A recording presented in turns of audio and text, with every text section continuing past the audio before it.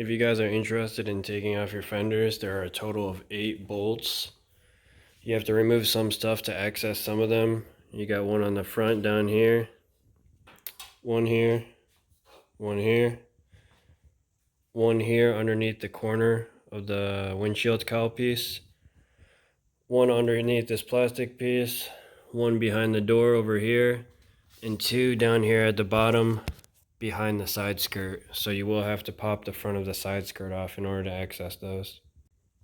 Once you start dialing in your fitment, you'll be able to tuck the top of the wheel nicely right here and have a good amount of room, but it's very hard to get the proper clearance between the front and rear corners of the fender in relation to the wheel. In this case, we're talking about the rear quarter panel, which is pretty thick. It's actually 2 sheets of metal that are welded together, so it's a lot stronger and less malleable than the front fender. Pretty much the best thing you can do is just try and pull these portions as much as possible while still keeping it safe. The key thing is that you don't want to pull the rear quarter panel too far, because you'll actually start getting some pressure dents up in this region, and that's from the sheet metal pulling on the structural spot welds if you try and pull this rear quarter panel too far. You may notice some guys that have that on their car where this region of the car will actually have dents in it, and that usually occurs from pulling this rear quarter panel. So you just want to pull it as far as you can safely in order to get the clearance that you need.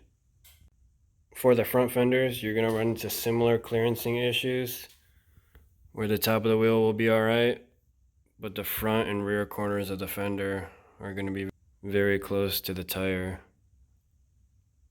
The front fenders is only 1 layer of sheet metal, so it's pretty malleable and you can roll and pull the fender pretty far. You want to focus your pulling and rolling on the front and rear corners of the fender where the clearancing is going to be the most minimal. To help out with clearance, I actually added spacers to my fenders to help push the corners out a little bit further. So right here we have a 1/4 inch spacer, we have a 1/2 inch spacer behind the door over here, and we have 2 1/4 inch spacers at the bottom. This pushes the fender a little bit away from the car and helps give us the clearance that we need in the front and rear corners of this fender.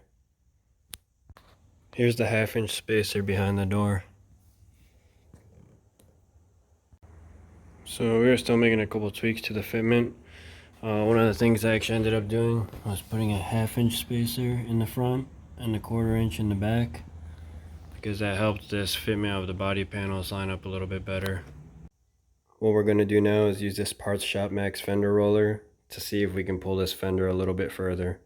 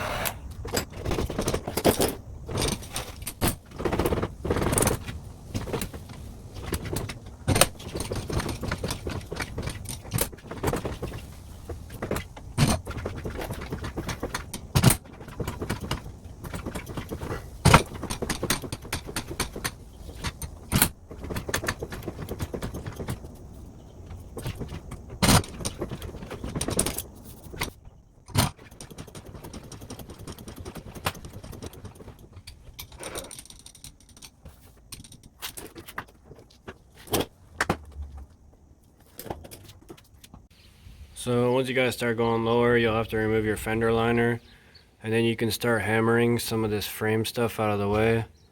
This actually originally was hanging downwards, but you can hammer it upwards so that the tire hits it a little bit less. Got this little tab you can hit out of the way.